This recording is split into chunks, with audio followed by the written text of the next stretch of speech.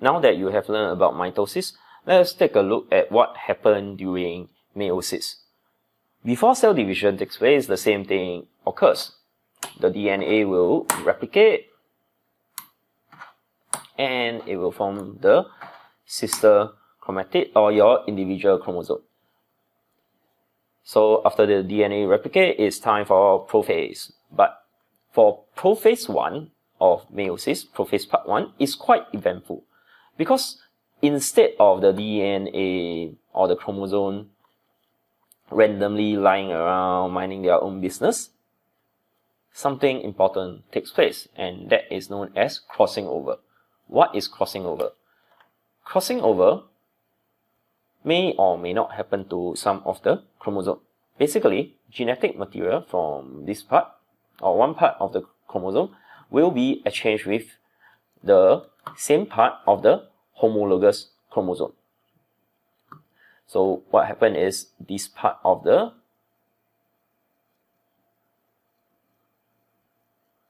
DNA or the chromosome might be exchanged with this part of the homologous chromosome.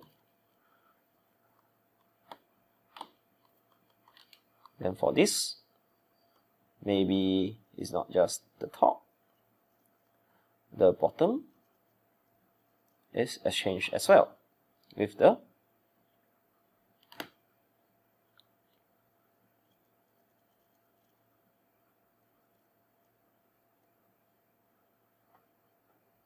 homologous chromosome. Okay, so there's exchange of genetic material. So the homologous chromosome must pair up during the prophase part 1. So you will see them pairing up during prophase part 1 of meiosis. So now that their genetic material have been exchanged, this important event of prophase 1 can or will lead to genetic variation. So after prophase part 1, it is metaphase part 1. Now, for metaphase, it is different from mitosis. For metaphase or meiosis, right, something known as independent assortment of chromosome will take place. That means the homologous chromosome will randomly or independently arrange themselves in the middle. Now, if you look at the mitosis video, instead of the homologous arranging themselves in the middle, it is the sister chromatids, or all the 6 chromosomes will arrange themselves in the middle. For meiosis, metaphase part 1, the homologous chromosome arrange themselves in the middle instead of the individual chromosome together with the sister chromatids. So after your metaphase part 1, the homologous chromosome will separate during anaphase. So this separation of homologous chromosome will cause the daughter cell to be 1N. So instead of having 2N, that means 2 copies of the genetic material or 2 copies of the chromosome, now it only have 1 copy of the chromosome. Because the sister chromatids, they are essentially the same thing if you ignore the crossing over. Which is why we say that the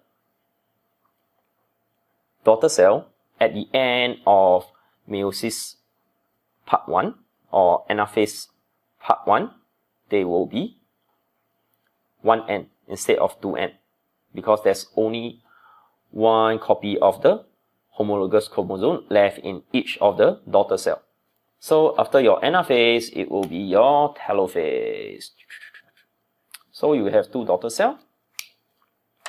And of course, the prophase part 2, which is not as eventful as your prophase part 1. There's no crossing over, no more crossing over, because there's no more homologous chromosome. Your daughter cell, your 2 daughter cell is only 1N each.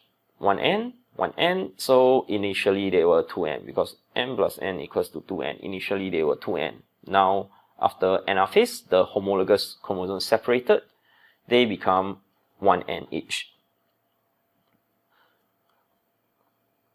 Okay, so after prophase, it will be your metaphase. They meet up in the middle again.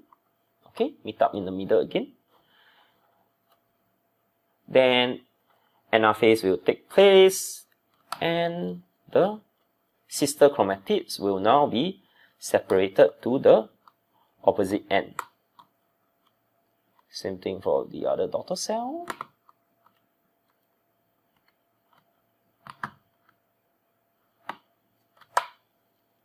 Okay, so after your anaphase part 2, it will be telophase part 2, and you will have your 4 daughter cell. Now let us take a look at the genetic makeup of the 4 daughter cell. Each of them will of course have 3 chromosomes of the 3 different sizes. However, each of the chromosomes are unique because of 2 things: crossing over as well as independent assortment of chromosomes. If we look at these large pieces compared to this daughter cell, there's crossing over in this chromosome, but there's no crossing over in this chromosome. This one is from the mom, but this one and this one is from the father. So this chromosome is unique among these 3 other cells. So all of this will contribute to the genetic variation of the offspring. So hopefully this will give you a better picture of what happens during meiosis.